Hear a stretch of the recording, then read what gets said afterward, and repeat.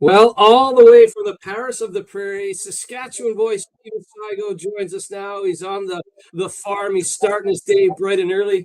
Saskatchewan pride. Thanks for taking the time to join us all the way from Saskatchewan, Steven. Yeah, thanks for having me. It's no problem at all. I tell you what, we've had a really good run of clan chats, the off-season edition here, and I've enjoyed them all. But I was really looking forward to catching up with you. I believe last year when we did this, you had to run into town to a coffee shop because I think you and I both have Wi-Fi issues living out in the country and living out on the farm. But it seems that we've made good on this one. How's the summer been so far for you? Yeah, it's been really good. Just been kind of relaxing, taking it easy on the farm, spending a lot of time here, uh, working out and golfing a little bit, but spending most of my time on the farm here with Emily and my mom and sister. No, it's been really good. The weather hasn't been the And best. You can see behind, I don't know if you can tell behind me, it's looks like another day of rain and wind here in the prairies.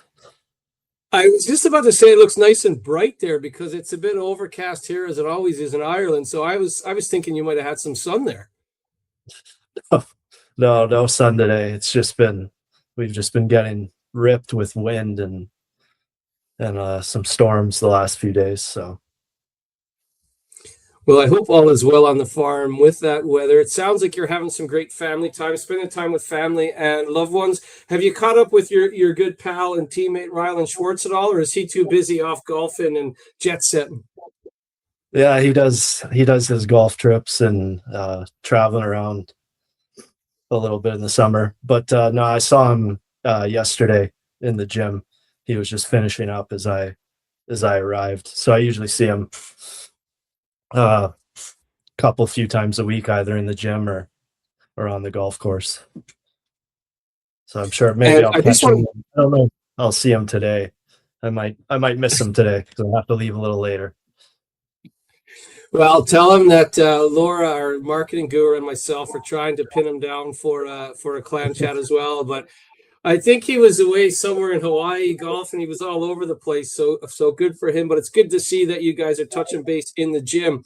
What does a day look like for you in the off season? Is it summer skates started, or is it just in the gym and some weights right now? No, yeah, I haven't started skating. I usually take a month or two off the ice just to focus on the gym as much as possible, try and gain a little weight and strength. So I'm just sort of waking up and, you know, having breakfast, go to the gym, and then if the weather allows, I'll go golf with some friends of mine or with Rylan, and yeah, then just come back and spend a lot of time on the farm, hanging out with the dogs and the cats and the horses, and yeah, my girlfriend Emily's been bird watching a lot. That's her sort of summer activity. She feeds the birds and takes pictures and watches to see which ones we're getting in the backyard. She's got a whole list of ones she's seen this year and everything. So that keeps her busy. Well, you'll have to tell Emily that where I live here in Ireland, there's red kites that live over the farmer's field and behind me. They're huge birds. So ask Emily if she knows about red kites, birds of prey. What's in the garden there? Are there owls and hawks? Like what's she bird watching there? We have a lot of grackles. I don't know if they're like sort of purple and green blackbirds. A lot of grackles, chickadees, hummingbirds, a lot of robins. All the robins are nesting right now, so there's lots of robin babies kind of chirping around in their nests right now. Sounds idyllic. Is there lots of work to do on the farm too, Stephen? Like, does your mom put you to work, or is there a little bit of relaxation after the gym? It's a lot of relaxation, I would say, for myself. There's a few odd jobs here and there that she'll get me to do that maybe she doesn't want to do. I had to till the garden last week, but it wasn't too intensive. It took me like maybe an hour. She takes it pretty easy on me, knows that I'm training hard, but I'll do the odd thing here and there for sure. You should invite Rylan over under the guise of bird watching and a barbecue and put him to work because we know he loves to get into lift weights. He'd probably be pretty good at tilling the tilling the field. Yeah, yeah. No, he wants to. He's been wanting to come over because we got a sauna now, so I got to have him over for a sauna, and then maybe I'll put him to work before work and then relax after. Work hard, play hard. I was talking to one of your new teammates the other day from Finland, Juho Rautanen, and he talked very highly of you. He remembers going head to head in the Finnish Liga. And so as you head into year 3 in purple now, do you look back at some of the great hockey travels? I mean, you've played in Finland, Sweden, Germany, AHL, DEL, all the experience you've had, the KHL. Do you look back at that time, like almost 200 games in the Finnish league? I mean, one of the top leagues in the world. And Juho Rautanen was talking about how physical and defensive minded that league is. Do you look back at your hockey journey and pinch yourself sometimes, the cool stops you've had along the way? Yeah, for sure. I've been very fortunate that I've had the opportunity to live and play in so many different countries. I really enjoyed my time in Finland. I love the hockey there. The Finns, they play hard. They're skilled. They're fast. They're physical, and I learned a lot while I was there, especially about practice intensity. They practice just as hard as they play. Like it won't be uncommon for you to just get full on hit in practice by one of your teammates because it's very similar to a game style, the way they practice. So I've gained a lot of experience playing in these different leagues, and Finland especially. I learned a lot about how to be a good pro and what it takes to on a daily basis with that intensity to make it, sort of.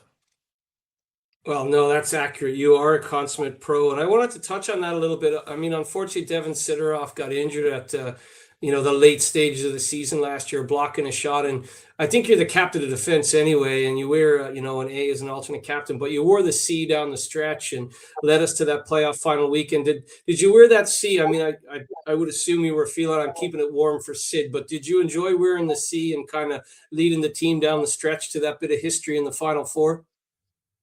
Yeah, it was something different.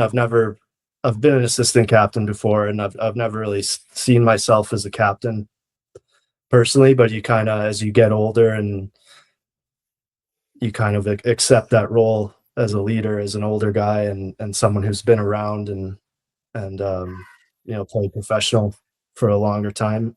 It I accepted it graciously, and I felt honored that Mike came to me after Sid got hurt. Obviously, that was a huge loss for us in our lineup and in the locker room, not having a Sid around. I think he's a great leader, and it was a real tough shoes to fill for sure. But Mike had confidence in me, so that helped have a little more confidence in myself. And yeah, I just tried to do my best,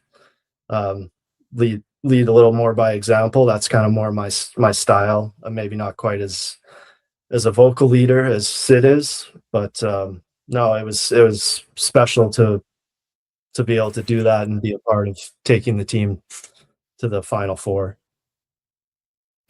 I think that's interesting because I was talking to Alex Forbes maybe this time last month, and he said last year going into camp, he thought, "How am I going to be a leader? Because I'm 29 now. I'm part of the Brit Pack. I've been around the EIHL for a lot of years now." And he kind of looked around the room and he said, "There's such great leadership. There's quiet leadership who lead by example. There's more vocal leaders. There's leaders who go out and lay a big hit." So I think that room altogether, there was a lot of leaders in our room last year, wasn't there? Yeah, definitely. I mean, you have Forbesy and Rob, Poolman, McKay, Schwartzy. As an older guy, he's a guy that really leads by example. He doesn't say much, but he does all his daily stuff like every day. He's a constant professional, that guy. So no, yeah, we had lots of good leadership in the room, so it made it quite easy for me to step into that role, and hold that C for Sid while he was away. Just the fact we had such a good dressing room of good guys and players. Yeah, and you could tell down the stretch the guys were playing for each other, playing for Mike, playing for the Purple Army, and it was a fantastic run in. When you knew that Mike was coming back, are you kind of watching the signings and watching the social media and the website about who's coming back, and or are you totally off social media and all that when you're in Saskatchewan? There, have you been excited by some of the signings, the Messners, the Langans, and so on? Yeah, definitely. No, when Mike told me they had offered him to come back as the head coach, I was really excited. I think lots of us that were coming back were excited and we're happy with how he took over midseason and the direction he took us in.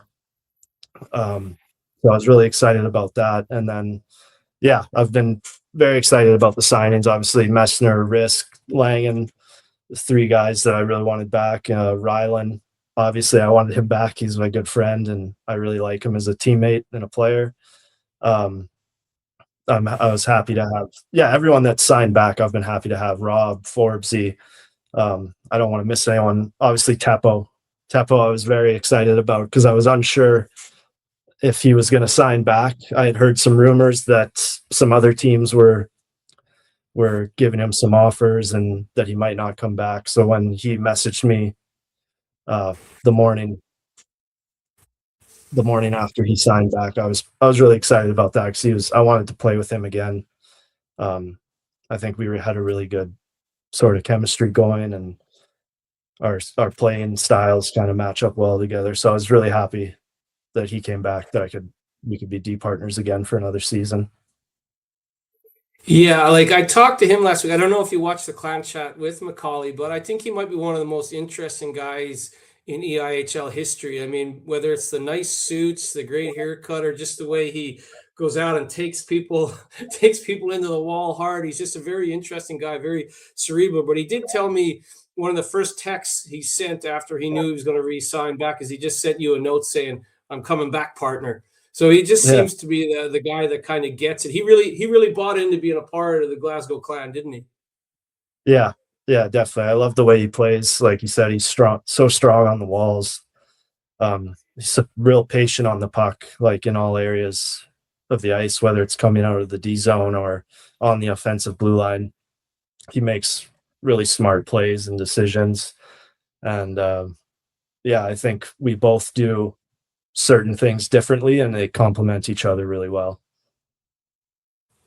Oh, it was a great pairing, and he loved playing with you. And he kind of told me he loved Glasgow too. He loved the club. He didn't know as much about the EIHL ahead of time, but now, I mean, he was saying to Juho Rautanen, and I'm sure he's been helpful in that regard because he told Juho Rautanen like it's a great club. The league is really good, so it's interesting when the Finnish guys start chirping like that as well because they have a better sense of humor than people think, but. I don't know if anyone has a scarier sort of locked in sticker than Macaulay Teppo outside the dressing room in Belfast in the playoff quarterfinals. I came down to say hi to Mike and I saw Teppo and his laser focus. He's not someone to be messed with when he's dialed in, is he?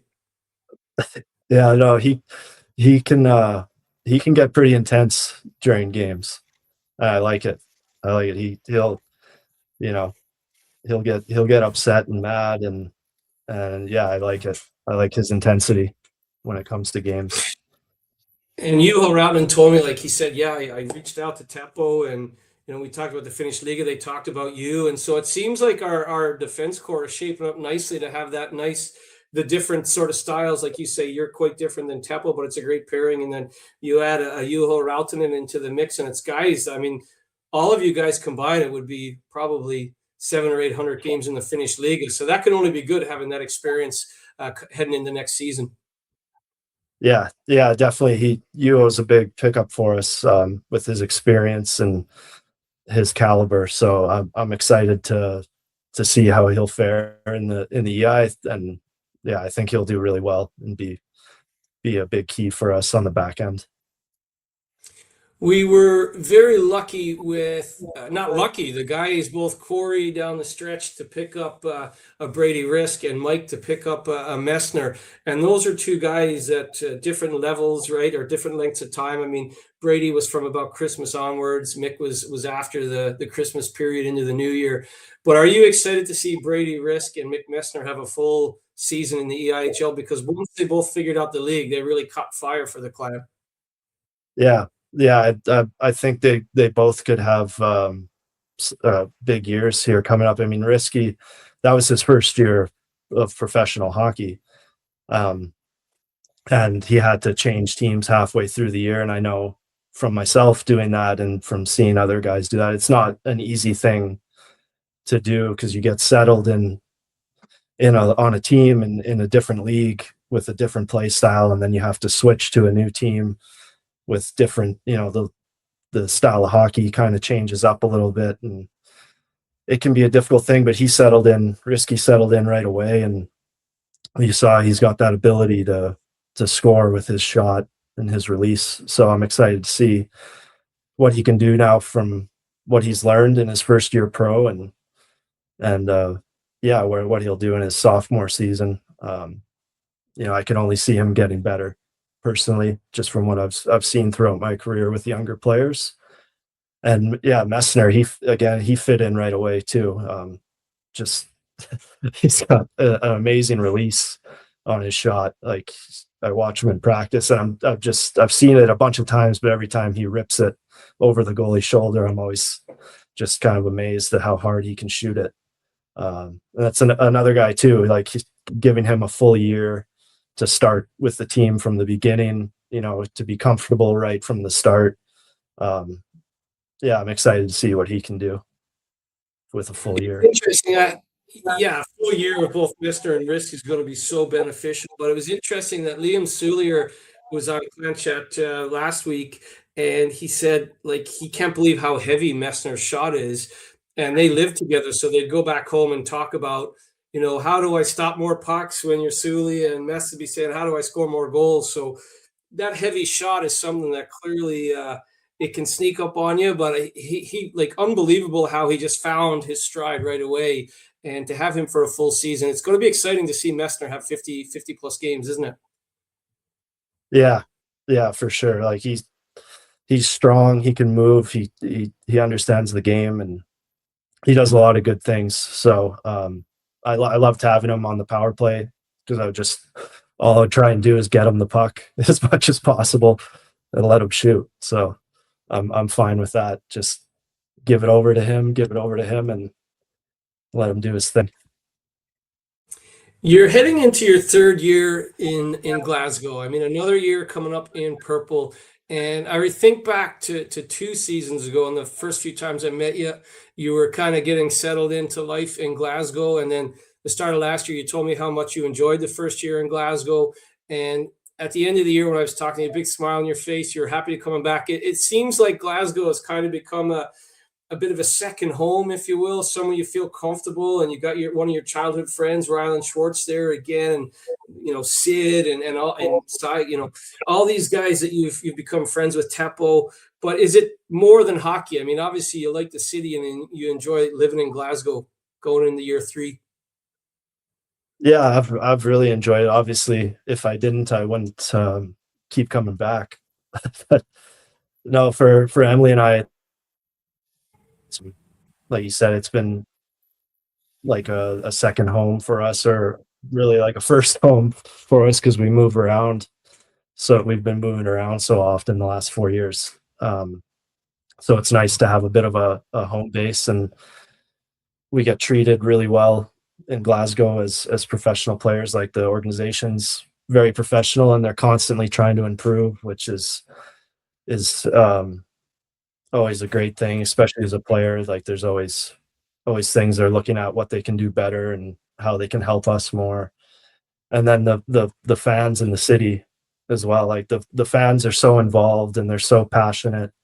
Um, I don't know if I've really seen that anywhere else. Obviously, every team I've been on has had fans, and the fan club and the diehard fans, and maybe it's just the language thing that everybody speaks my language now in England, but no, just all the interactions I have with the fans, whether it's at like an awards night or the trivia night or the clan skates after the game, they're always so supportive and positive, and even when things aren't going well, they're they're right there behind us. So that's a good feeling to know. I mean, know you have that sort of support from off the ice. So yeah, everything's just kind of come together really well from all angles in Glasgow, and yeah, I've just been really enjoying it. It's interesting you say that because Teppo, again, your D partner, said like the organization treated him so well, and he could see that the organization wanted to be better. When guys that have played, like Teppo's played 330 games in the Finnish Liga, one of the top leagues in the world.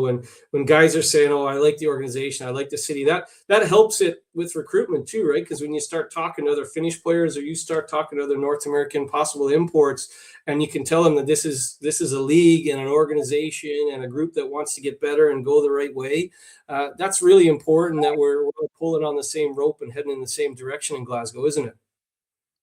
Yeah, yeah, definitely. I mean, the hockey business is such a word of mouth business. Everybody kind of knows everyone, so you get a few bad reviews, and that word will spread throughout the community, whether it's to players or coaches or Um, so I think the organization's doing a really good job of making sure that they get good reviews from their players and their coaches, and yeah, I would have nothing if a player asked me about Glasgow down the line. I would only have good things to say about the organization. You mentioned the fans, the Purple Army. You're right. When things are going good, they're behind you. When things are going bad, they're still behind you, but they'll let you know that they want it to be Yeah. better.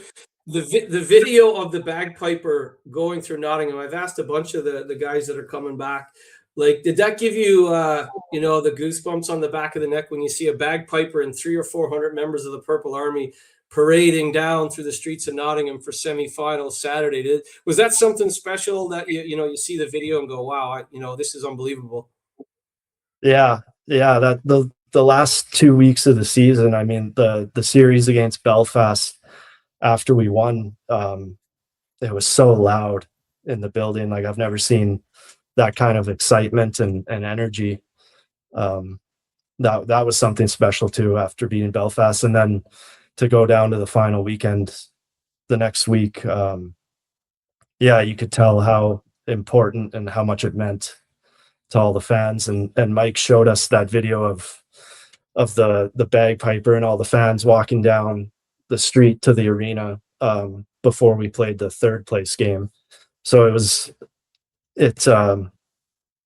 definitely a huge piece of motivation going into the weekend, and before that third place game, it definitely gave me some goosebumps seeing all that support, and yeah, just all the noise against Belfast.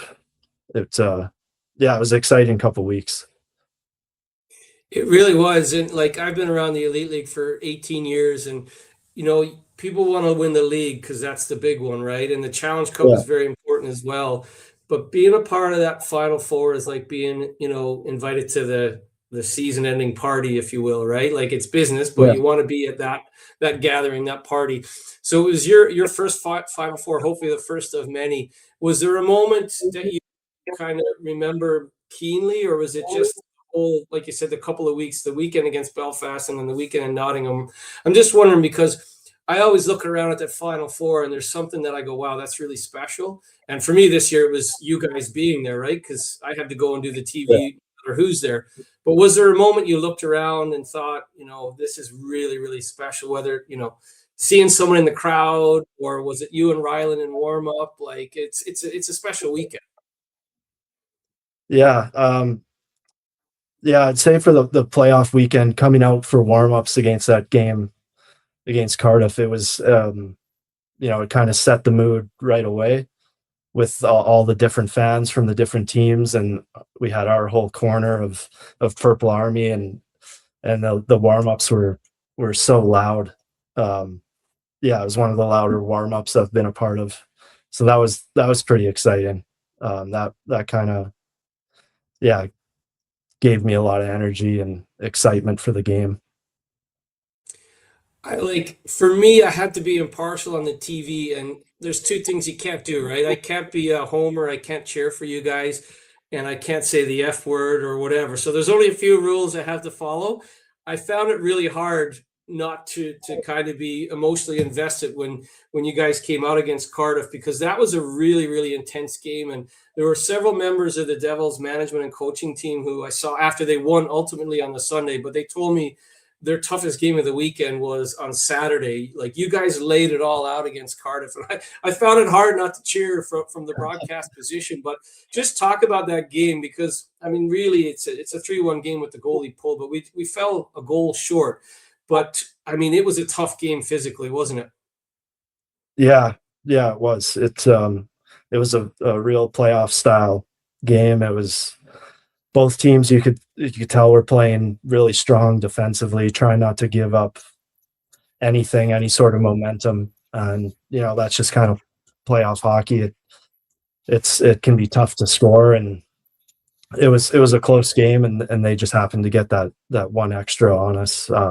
We just fortunately couldn't tie it up, but it was a really good, you know playoff final, intense defensive battle. And I'm proud of how we did. Obviously, it would have been great to win. It was quite disappointing when we lost, but I said to Sid after the game, like right after we lost, I ran into him just off the ice, and I said that's a good start for us. Like, we can be happy that we got there and we gave ourselves a chance to get into the final. Um, and then now we just can't be satisfied with that, obviously. It's something to build off of, and to give us something to look forward to and work towards. I think that's a great point, because it's left us all, especially the players and the coaching staff, but even management and all that. I think it's left us all wanting more, but it's an important first step in that belief, right? It's a building block Yeah, for should be in future seasons. I think back to last year, though, you had unfortunately you had a bit of a knock in preseason and cough burn, and you battled back from that, and you played some really great hockey. But you had a little bit of that sort of roller coaster of the season, right? And do you think back and go, because I had that injury and because we got to the playoff final, I just want to work so hard this summer and be in the best shape of my life? You're always in shape, but because it was that sort of emotional season of injury and get into the final four, does it feel like in that locker room, like, and for you personally, the next step is so close for a trophy or playing in a final? yeah, yeah, definitely. There was so much excitement going into that season. After seeing all the signings we had, and the guys we picked up in September. Um, yeah, after that first year losing to Sheffield, it kind of drove me to really put in the effort and time in the summer and make sure I was ready to go for the next season. And then to get injured in preseason was, yeah, pretty frustrating. To have to take 6 weeks and miss the start of the season uh, was tough. And like you said, it took me a little bit to find my rhythm after that injury. And then we were just battling through injuries and not having a full roster for so many games. So it was a bit of a frustrating season. We had a good end to get to the playoff finals. It was a nice sort of bonus at the end there. But yeah, overall the season was kind of up and down, and a bit of a struggle at times. But yeah, getting that final weekend, I feel that sort of excitement and motivation again to put a lot of good work in this summer, and make sure I'm still in shape. I'm getting older, so just want to make sure I'm in good shape to play a lot of minutes, and yeah, I'm excited to have a good start to the season, and hopefully no injuries this year, and knock on wood a little bit. The reason I brought that up is because I knew we were going to be in good shape. You were injured, and I saw you down in the gym after Coffburn, and you were angry about the situation, and you wanted to come back and play, but you needed to do what was right medically as well.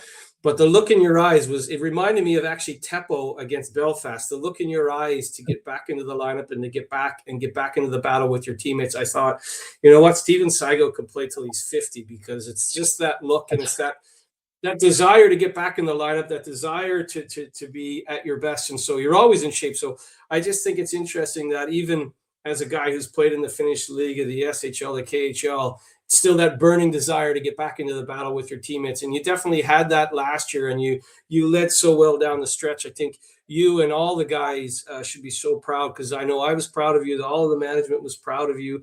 And as we saw with that bagpiper, the Purple Army was certainly proud of you as well. The world we live in now is instant gratification and social media and hearing from the players and getting to know them. Do you have a message for the Purple Army as we head into the dog days this summer? You're on the farm there. You're going to try and put Ryland Schwartz to work. You're going to get in the sauna. You're going to do the workouts. But do you have a message for the Purple Army as we head into the summer, as you head into year 3 in Purple? I guess I would just say be ready for a great season, because I think all the guys that are coming back are highly motivated, and we got a little taste of what success can bring. So I know all the returning guys are super excited and hungry to give you more, to give the fans more than what they got last year. And I'm sure all the incoming guys, once I get to meet them and know what they're all about, I'm sure they're all about the same thing, because I don't think Mike would bring in guys that are half invested. So I think just get excited and bring the noise when we step on the ice, because that helps so much when we have you guys behind us. Well, I think that's a lovely way to let you get on with your day there out west in the prairie. Steven Seigo, have a great summer. Tell Ryland Schwartz he owes us a clan chat. Hi to your partner, bird watching there. Tell her the red kites are flying over my house here in Ireland. Be safe, be well, enjoy the summer, and I really look forward to seeing you back here for your 3rd season in Glasgow. So again, thanks for taking the time to join us on Clan Chat. Yeah, thank you so much. Thanks for having me.